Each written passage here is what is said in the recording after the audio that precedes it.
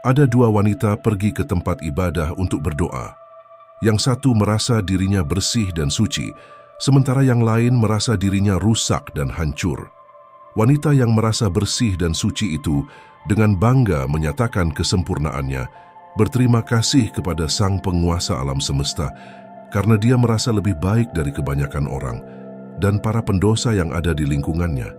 Dia juga membanggakan amal baiknya yang banyak.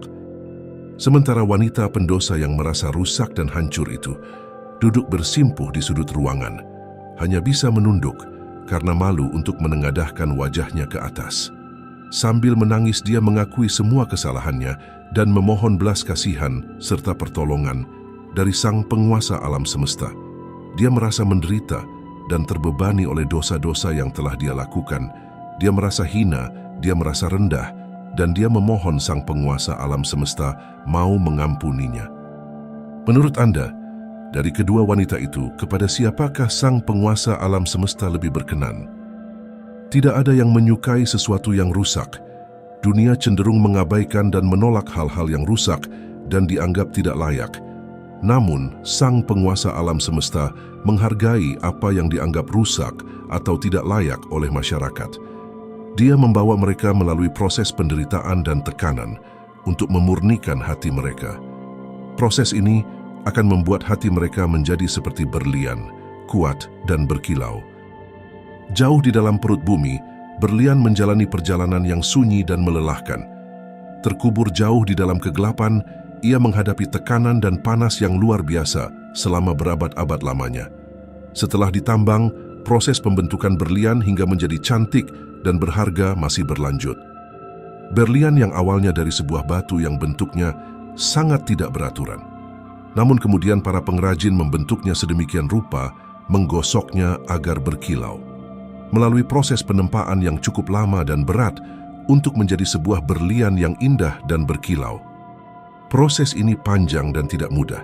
Ini adalah metafora untuk perjuangan dan tantangan kita sendiri dalam hidup.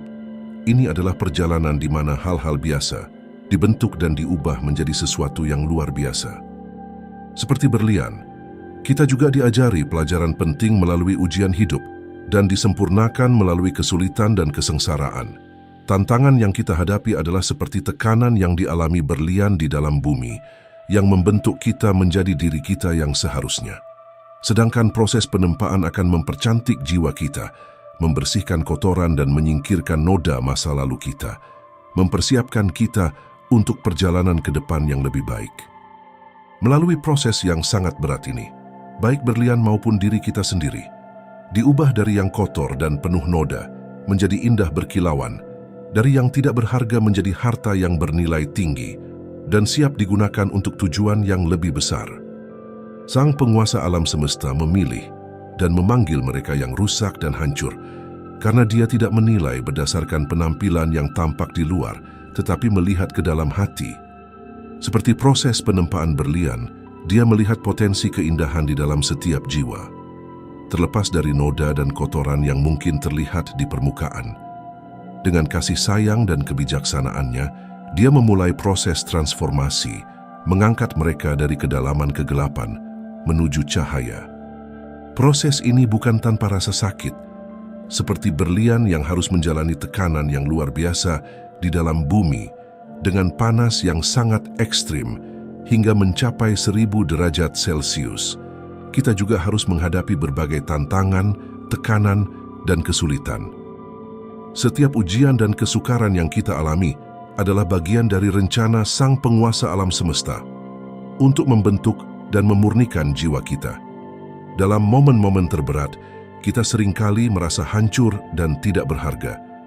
Melalui penderitaan, kita belajar untuk melepaskan kesombongan dan dosa-dosa yang membebani kita. Wanita yang merasa rusak dan hancur, yang duduk bersimpuh dengan air mata penyesalan, adalah contoh nyata dari jiwa yang siap untuk dimurnikan. Ketulusannya dalam mengakui kesalahan dan memohon belas kasihan adalah awal dari proses pemulihan. Dalam ketidakberdayaannya, dia membuka dirinya untuk disentuh oleh kasih dan anugerah Sang Penguasa alam semesta. Air mata penyesalan itu adalah air yang memadamkan kobaran api, membersihkan noda-noda dosa, dan mempersiapkannya untuk menjadi sosok yang lebih indah dan berkilau. Sebaliknya, wanita yang merasa bersih dan suci, yang dengan bangga memamerkan amal baik dan kesempurnaannya, mungkin tidak menyadari bahwa kesombongan dan egoisme adalah penghalang bagi kecantikan jiwa sejati. Meskipun dia mungkin tampak sempurna di mata dunia, hatinya belum tentu bersih. Kesempurnaan yang ia klaim bisa jadi hanyalah sebuah ilusi yang menutupi kebutuhan sejati akan kerendahan hati dan penerimaan atas kelemahan diri. Sang penguasa alam semesta tidak mencari kebaikan yang dibangun di atas kesombongan. Dia mencari hati yang bersedia diubah, hati yang bersedia mengakui ketidaksempurnaan, hati yang mengakui kelemahan, dan mencari pertolongan untuk menjadi lebih baik. Dalam proses tekanan dan penempaan, kita menemukan kekuatan sejati kita. Bukan dalam kesempurnaan kita, tetapi dalam kelemahan kita yang disentuh oleh kasih-Nya. Kita menjadi seperti berlian yang indah, berkilauan, dan berharga, bukan karena tidak pernah ternoda, tetapi karena telah melalui kegelapan, tekanan, dan panas yang memurnikan. Proses ini mengajarkan kita tentang pentingnya kerendahan hati dan penyerahan diri.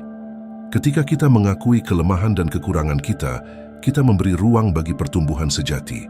Kerendahan hati membuka pintu bagi kebijaksanaan dan belas kasih yang datang dari Sang Penguasa alam semesta, memungkinkan kita untuk menerima pertolongan dan kekuatan yang kita butuhkan. Dari sini kita juga bisa belajar untuk melepaskan ego dan kesombongan yang seringkali menjadi penghalang dalam perjalanan spiritual kita. Wanita yang merasa bersih dan suci mungkin terjebak dalam ilusi kesempurnaan, tetapi wanita yang merasa rusak dan hancur telah melepaskan ego dan membuka dirinya untuk proses pemurnian. Dalam kerendahan hatinya, dia menemukan kedamaian dan kekuatan yang sejati. Akhirnya, kita menyadari bahwa nilai sejati kita tidak terletak pada kesempurnaan yang tampak di luar, tetapi pada hati yang bersedia mengakui kesalahan, mengakui kelemahan, dan mengharapkan belas kasih serta pertolongan dari Sang Penguasa alam semesta. Dengan melewati proses pemurnian yang berat dan penuh tekanan, kita akan menjadi pribadi yang lebih baik, lebih kuat, dan lebih bijaksana. Kita akan menjadi seperti berlian yang indah, berkilauan, dan berharga, siap untuk menghadapi tantangan hidup dengan kemurnian dan kekuatan yang baru. Apakah menurut Anda video ini bermanfaat? Jika iya, berikan like dan bagikan ke teman-teman Anda. Berikan juga pendapat Anda di kolom komentar. Terima kasih.